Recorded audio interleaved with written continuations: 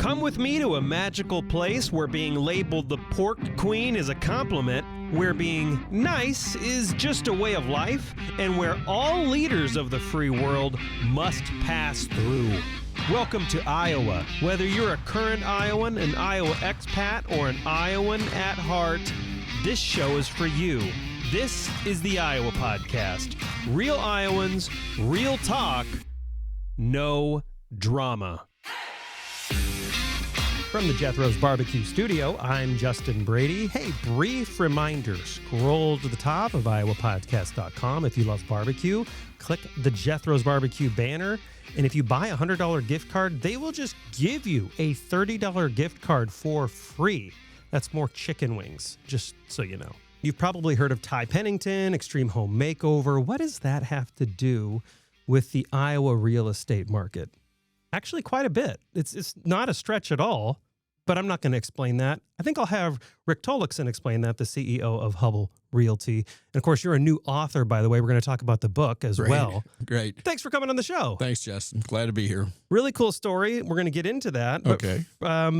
2 years into the job, right? I think it's about 2 years into the job. You end up making a relationship with Pennington and like the home, I don't even remember what network it was, but basically ABC. An Extreme Home Makeover. Isn't that the Move the Bus one? It's the Move the Bus one. Move that bus. Yeah.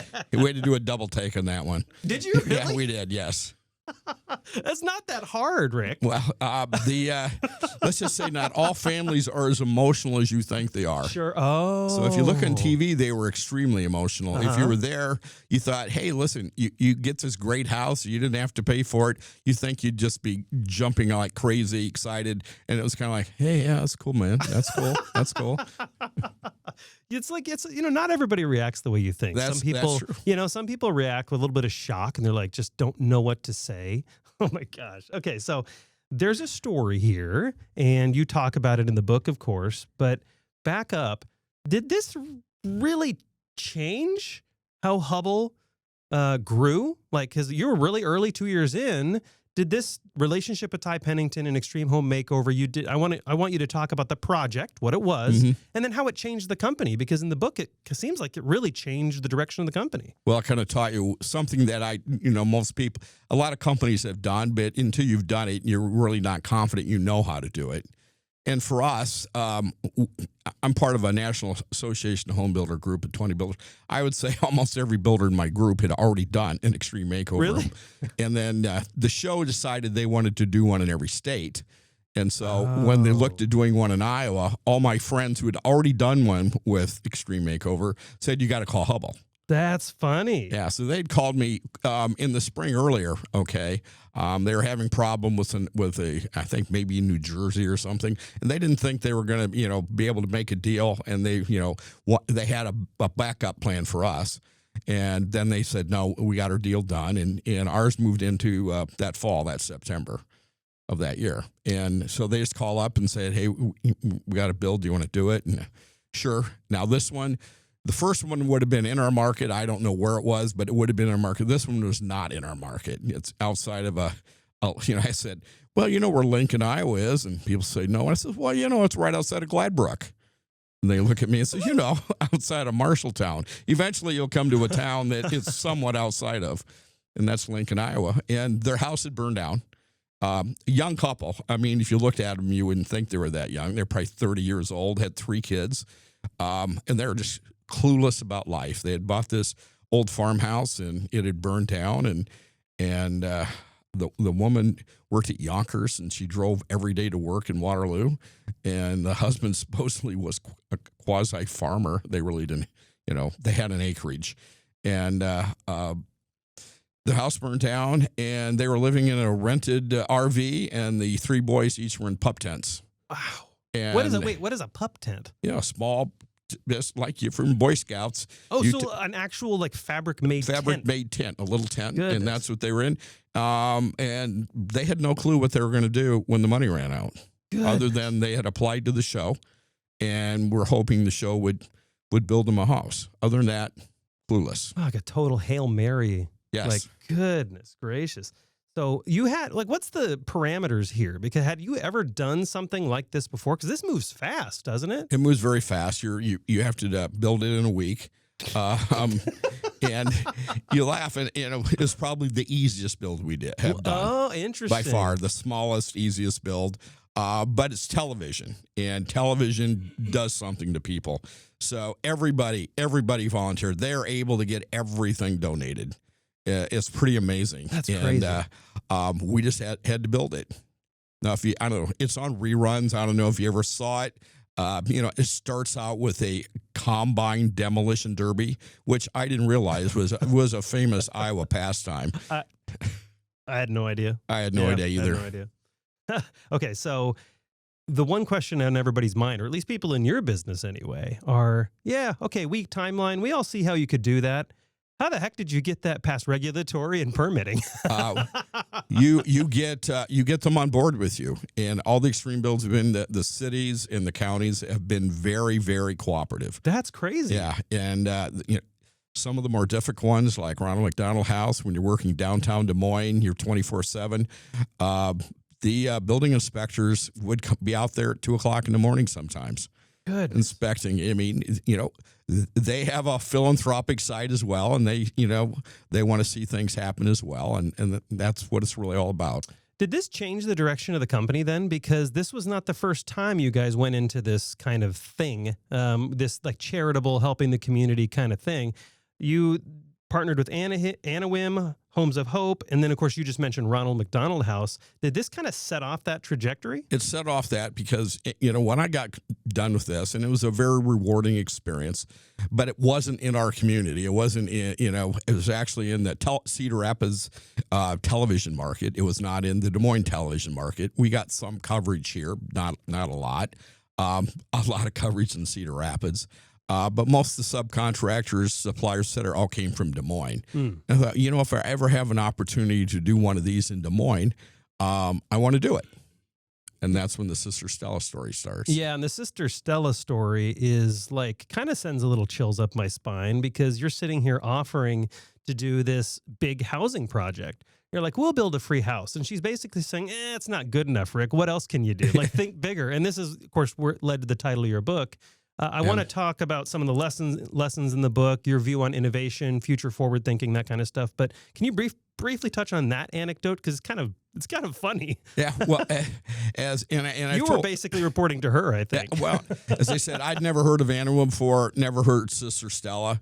I always tell people I'm from Hampton, Iowa, small town Lutheran boy. There are no nuns that I'm aware of in Hampton, Iowa. And as I tell people, I said, I remember Sally Field and the Flying Nun, and that's about it. And so, I had a conversation with her. I had never heard of Anawim. They build housing for the poorest of our poor in our communities. Great things. And she said, we have some lots. We have some duplex lots. We've been renovating old buildings for apartments.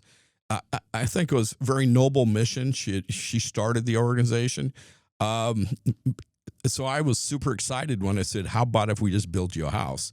And I was shocked, really, when she said, well, that's very nice, Rick, but can't you think any bigger? Yeah. And I tell people, I usually think myself as a pretty quick thinker. And of course, I immediately said, hey, you have duplex lots. We could do a duplex. That's 2 houses.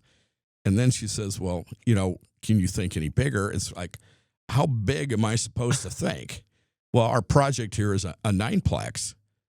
Well, I said, you want me to build you 9 houses? Because that's what a 9-plex is. And she says, well, Rick, I just want to know how big you can think. And it's like, I was stunned. I didn't know what to say. And finally I looked at her and said, yeah, we'll do it. We'll do 9 homes. Yeah, so we called it 9 homes for 9 families in 9 days. So I really like your approach in the book. That's a great anecdote. It kind of kicks the whole thing off, and it kind of you illustrate how these stories really built Hubbell. It kind of since your tenure, it's doubled in size. I think it's probably just in staff alone, but I think it's actually grown much larger than that. Right now, it's probably 12 times the size it was. 12 when times I took the size. over. So doubled the staff, and then it's 12 times since you took over. Right? Is that Yes. right? Did I get that right? What's really interesting is throughout the book, you talk a lot about you author drop a lot. You probably read a lot. And By the way, Ken Blanchard is a common friend. I think you read one of his books. He was on a show I hosted a while back. Yeah, Blanchard, Hubbell Realty fans author. Yeah. Cool guy. And so you talk a lot about listening to others and kind of watching where, this isn't your words, watching where the puck's going, innovation, and really pushing people out of their comfort zone. You came through a very rough housing market. That's kind of when you took over. The housing market really, really struggled. It was about 2008 recession. You got through that. You grew. And we're kind of in the same spot now, getting up to the same spot with housing prices climbing a little bit. People are worried if they're going to afford houses. From a real estate perspective, I think you talked about meeting the needs of tomorrow in the book. What does that look like at Hubbell? Like, how are you meeting those needs of tomorrow? And what's the biggest risk right now that you're talking to your team about? Well, first of all, since I've taken over, we've expanded the company tremendously. So, when I first started Hubbell, we were primarily, a brokerage operation, which we are no longer a brokerage operation. We had property management and we had development. And, basically when I started, I was the development team. Okay, so it was pretty small. And currently we have 18 different operating divisions. Okay, and we're in 3 states. And it's growing a lot, okay? So we diversify. Now, what you always love when you diversify is if everybody's hitting on all cylinders at the same time, it's golden. But the reality is that rarely happens, okay? And right now we got some markets that are going great. Des Moines really is not one of them. It's really? A lot slower in Des Moines than Omaha, for example. Omaha's a much stronger market for us right now. Omaha over Des Moines? Over Des Moines, yes. Come on, Des Moines. Let's get going here.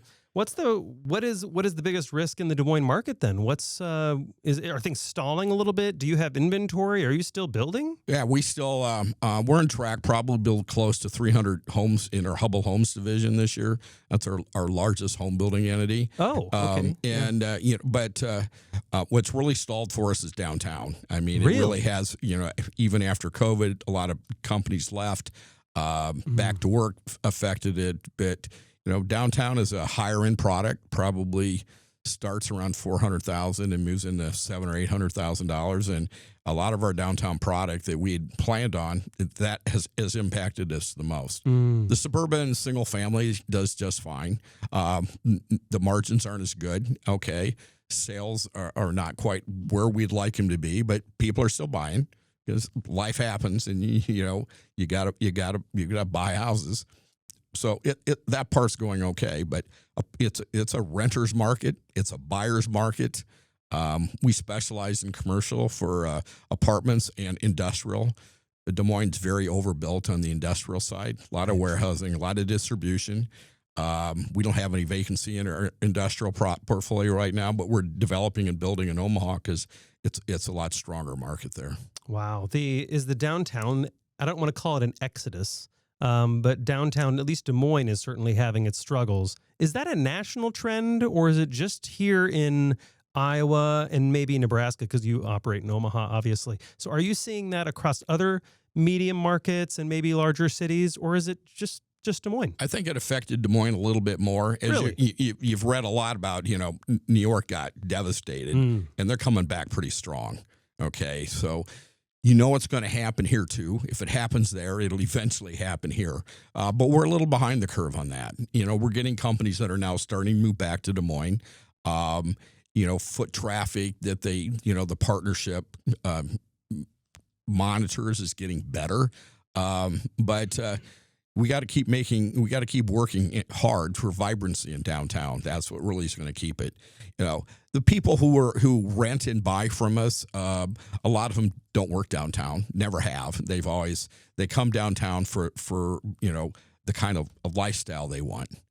And, we have to make sure that we keep that lifestyle going and make it happen. I mean, the homeless issue, don't want to talk about politics here, that had a big impact on us. Interesting. Okay, when they were camping out along ML King Parkway and, people have to drive by that to get to our community and say, I don't want to live around homeless people. Okay, I don't want to be in a community where they're so prevalent. Sure. Okay. Sure. So Des Moines had to crack down, just like a lot of other cities and states are cracking down. And, I think we've got that behind us, but, you got to restart again and kind of get momentum going. Right. It doesn't matter. Like, regardless of how you feel about homelessness, the homeless population, or solutions, the fact of the matter is market drives demand. Yes. And if the market sees an issue that makes them uncomfortable, they're not going to buy. Right. You can't reason with them. That's just the way it's going to be. I know that I've talked to some real estate agents in the past, and what's always interesting to me is Iowans will say, and I think this reflects a national trend, but Iowans will say, oh, housing is just so unaffordable. It just keeps going up. It's so expensive. But then also, they're not willing to look at houses without like an 80-car garage and like 2 dens and a theater room and 80 bedrooms and 3. And so I've asked real estate agents, are people changing what they want in housing? Like, are they starting to say, you know what, a 2-bedroom, 1-bath just for me and my wife is fine? Or are they still wanting the big stuff? And all of them across the board are saying they say houses are unaffordable, but when push comes to shove, they still prioritize the 3-car garage, 3-bedroom, 3-bathroom, the den. Are you seeing needs change yet from Iowans, or are you still seeing people want like the 2,000 square foot houses? Well, we're always going to want what we can't have. So that's natural for That's everyone. true. Homes are affordable in Des Moines, okay, in the Des Moines metro. People have to get rid of the narrative. This is not California. This is Des Moines, Iowa. Homes are affordable. I think we've got homes right around the our average price point for Hubbell Homes is $360,000. That's average. So they got homes in the upper twos, in townhomes that go on up to $400,000 or $500,000. We have a custom home division that takes them well beyond that. But there's affordability. Okay. Now there's a lot of rentals in our marketplace, a lot of rentals. And that gives people an opportunity to kind of test neighborhoods, see where they want to live, and then make a decision. But I think the press has probably talked about affordability too much. If anything, affordability, the thing that hurts a lot of people, down payments. Oh. I think they can make the payments, because they're, rents actually, for a lot of cases, is more expensive than your mortgage payment. Mm-hmm. But you got to have a down payment. Got to have a down payment. Got to have some cash. Do you think we'll ever see, because when my wife and I moved into our house, it's a 1950s post-war, so it's like 700 square feet. It's not big. We looked at that as a starter home, and then we're like, it's just us. Why would we move into a bigger? What's the point? And now there are some things that we would like a 2-car garage. We only have a 1-car garage. But do you see a future where people are going to go below 1,000 square feet, or is that gone for good? No, they'll go below 1,000 square feet. Really? You think that'll happen? That can happen. I've worked on the Capital Crossroads. I've kind of shown them what cities could do if they want to modify their zoning to allow houses that small to be built. Mm-hmm. A lot of cities don't want small houses. Right. They have them. Okay. They don't want any more. And so the challenge here, this is actually a really good topic, because a lot of people will say like, hey, Rick, why aren't you building smaller houses? I want a smaller house. And you're like, hey, I'd love to. If you want to buy a smaller house, I would love to do that. But a lot of cities, for reasons that we won't get into today, don't want to allow smaller houses in their communities. Right. They also like 2-car attached garages. They like houses with basements. Okay. We have that, kind of an old wives' tale about you have to have a basement because what happens if there's a tornado? Yeah. I don't know where all the apartment people go, but, because they don't have basements. But, just put on a helmet. Yeah, you got those kind of issues, and we have to try to overcome them, because that all costs money. We could build a small house on a big lot, but that just doesn't make any sense. You just become, the lot price just outweighs, your percentage. Typically in our marketplace, the lot price is about 20% of the value of the home. Okay. And then to get the home price down, it has to be a smaller lot. Yeah. So a lot of the people that talk about that are some of the younger people, right? They're like, oh, young, more affordable. So you at Hubbell have found, you write about this in the book as well, you have found a clever workaround to, you can't change the law always, but you can do other things to attract young people here. There's this really funny story. You had this realization. We were losing young people to, and I'm looking at my notes to make sure I got this right, Idaho. Yes. That's the other Iowa for you people on the East Coast. They are the potatoes, we're the corn. To make it even worse, one of my Builder 20 friends spells his last name different, but his company was called Hubbell Homes. Really? Yes, Hubble. And so we would oftentimes get warranty calls. Why haven't you responded to our problem? I said, well, we don't build in Boise, Idaho. I'm sorry, we don't get over there. That's so this is one of the reasons that you have been working on the Icon water trails. Yes. Right? And so that's like, I think the person you talked to in the book, you met someone in Idaho. They had like this outdoor lifestyle thing they're focusing on. This was one of the inspiration points for the Icon water trail. And he said, like, I came to Idaho from Des Moines or from Iowa He's somewhere. from Cedar Falls, Cedar Falls, good memory. Because of the outdoor lifestyle. So Yes. this is apparently a thing. Is this what Icon is kind of going to, Icon's going to draw more young people to Iowa, or at least keep them here? That's our goal. If you look at, we got an amazing bike trail system. We got miles and miles and miles. I've been in some cities, they go, hey, we got a great bicycle. Hey, how long is it? Well, it goes 15 miles. You go, 15 miles? Okay. That's kind of like going from, Clive to downtown or something. You're done okay, quick. come on. You can go for hundreds of miles on our bike trails. But, Iowa's blessed with a lot of rivers and streams. Mm-hmm. Certain times of years, we don't call it being blessed, but the reality is a lot of states don't have that. And we have the ability to take advantage of that. And I'm amazed at how many people are involved with water-based activities. Yeah, it's crazy. Yeah. I mean, fishing, I think, is probably the largest one. I'm not a fisherman, so, I'm not a boater, a kayak, speedboat. There, the crew teams.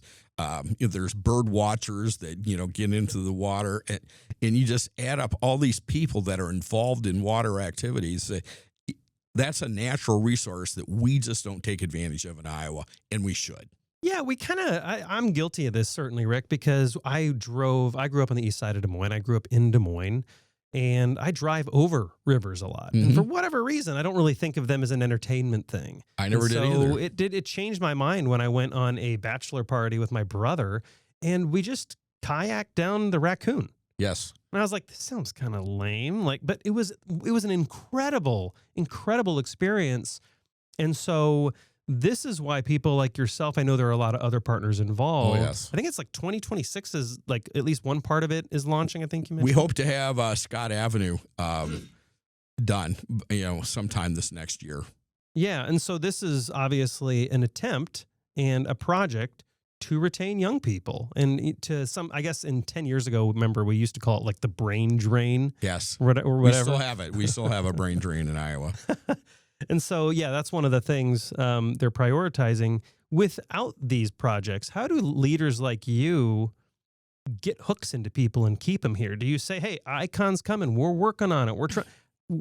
Do you just try to pay people an obscene amount of money? You give them like, how do you keep the young, fresh talent in Iowa companies? That's why we have to work more than just on Icon. I mean, we're heavily involved in downtown activities. And, if you look at the kind of activities that happen downtown, our farmers market, is one of the largest in the country. Sure. Our art festivals, one of the top-rated art festivals in the country. Good point. Yeah, Good Principal point. Charity Classic.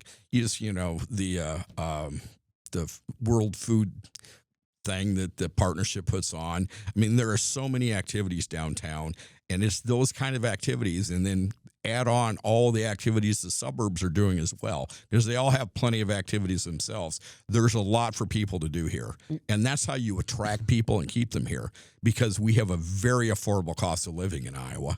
Okay, your money goes a lot farther, and there's plenty to do. I mean, young people don't come to this community and say, hey, I'm bored out of my mind. If you're bored out of your mind, something's wrong, okay? We have a great cultural scene, a great art scene. There is just so much great music scene. There's just so many things going on. And with those kind of amenities, we just have to keep working and adding more and more and more to it. And so this is why companies like yours, when people go to Icon, when they go to events and they see sponsors like Hubbell up there and a couple of your other colleagues, this is why, because you guys are like, we need to keep people here if our companies are going to grow. We got to keep people here. And the way to do that is by making a vibrant local community. That's why we're going to sink hundreds and hundreds of millions of dollars into stuff like this to keep people here. Because if people are here, people are going to buy real estate. They're going to buy houses. They're going to buy services. It's good for everybody. Right. I need people to buy houses. I rent apartments, rent industrial space, rent office space. I need them we need to keep growing. If we don't grow, we're in trouble. Right. Okay. And this is how this is the catalyst to growth. Yeah. We have to do a number of things, and you can't just focus. The only thing we're going to work on is icon. Now that'd be interesting, but there is no one thing you have to participate in everything. You mentioned that there are some holdouts in the community, and you don't name names, but you say there are larger organizations in this city that for whatever reason just don't want to bother. They don't want to be a member of the community. And then you just mentioned something cryptic, like they have their reasons, but I just don't buy it. Yeah. Like, what are some of the reasons people are giving to not get involved? And like, it seems like it's kind of upset you a little bit in the book. You seem a little pissed off a little bit. Well, you look around and you can look at your competitors, and you can go over to the partnership and see who's an investor in the partnership. You can look who sponsors different things. You know how large your company is. You know what kind of volume you do. Okay, where are the bigger companies? Where are even the ones that are the same size as you are? Why are they not investing? Why aren't they giving back? They may do it in a few other smaller factions, but as a percentage of what they do, not near as much. Okay, I don't know what the reasons are. I don't know whether they just don't have a culture that says we have, like we do, where you have to enrich the quality of life in your communities. That's integral with who we are as a company. I don't know what they are, but you know, a number of times I say, well, you're asking me to give, so what does so-and-so, so-and-so, and so-and-so, and so-and-so give? Well, they don't. Are you going to ask them? We have. Okay. Why don't they give? I don't know. They just don't. They just don't tell you. Yeah. Really? They just kind of ghost you and stonewall. Yeah. And, there's enough people that do that we have a very successful business community. But it could be probably 2 or 3 times the size if everybody that could participate does. And you notice it more as more out-of-state companies come in and set up operations here. You have to be very conscious of giving back to the community. We're very concerned about that. In Omaha, where we have a pretty good-sized presence now, we try to do the same kind of things there that we do here. They're quite a bit smaller, but I can see us doing extreme builds in Omaha at some point in the future. Yeah, you have to wonder. And it's almost like I was talking with Liz Keener. I hope I got that name right. From a local venture fund. The name escapes me right now, so sorry, Liz. Okay. But we were talking about how like some in the tech community are like, Iowa's a tech hub. And we were kind of having this conversation like, no, Iowa's not a tech hub. There's nothing wrong with that, but stop claiming to be things we're not. And the discussion was, if you want Iowa to be a hub, you have to invest in that. You have to invest in the level of hundreds and millions of dollars. So if you want to be a tech hub, Iowa, you have to have some tech founders that move back and invest hundreds of millions, risking to lose some of it all. Right. So we do have investments elsewhere. So Iowa's not a tech hub, but what hub is it? Like, what is the Iowa brand? If you're convincing Iowans, younger Iowans, or people to move to Iowa, who are we? When I explain to people who've never been to Des Moines, okay, I said, one, we're probably Des Moines is considered more of a finance and insurance hub, okay. We are, of course, the state capital, so that gives us a governmental hub as well. But that's pretty much what they are, because, if they all think that, we're all farmers. Okay. Right. It's true. Yeah. Now I grew up in you grew up in the East Side. I grew up in Hampton, Iowa. I mean, yeah, most of my friends were all farm kids and whatever and that's part of it. And we are a farming state. But there's a huge amount of industry that taps off of agriculture. That's probably who we are. We're a bio state, and yeah, tech hub in the sense that we have a heck of a lot of data centers, okay, for a state our size. Right. So, I suppose when they think of tech, that could be considered part of it. Data center hub. Yeah. I mean, if Mark Zuckerberg put his record collection here, and I don't think we'd be nearly as excited, but because it's data, we get more excited about it, I guess. So speaking of tech, though, probably last question for you, which is, again, you're getting ready to hand over the reins of Hubbell. I'm transitioning right now. And you write about that in the book as well. It's not breaking news, anybody, but no. One of the things that you see coming, and I know your new leadership sees coming, is like robotics and AI and how that's going to impact the manufacturing and building sector. What do those conversations look like about Iowa real estate and Iowa home building? Well, we have a number of initiatives right now trying to learn how we can utilize AI more. It's hard for me to visualize how it's really going to help much in building a warehouse or building an apartment complex or building a house, okay? But it can help with the processes that we go through and the communication process we have to go through to make things happen. So I think there's going to be more of a push in that. Most of our AI work we do all comes from all of our software companies. They're all working very hard to integrate AI into their software. And we probably have 10 or 12 major software groups within our company that, we have to monitor and take advantage of all those things that happen. Do you think we see like robots on the job site in the next couple of years?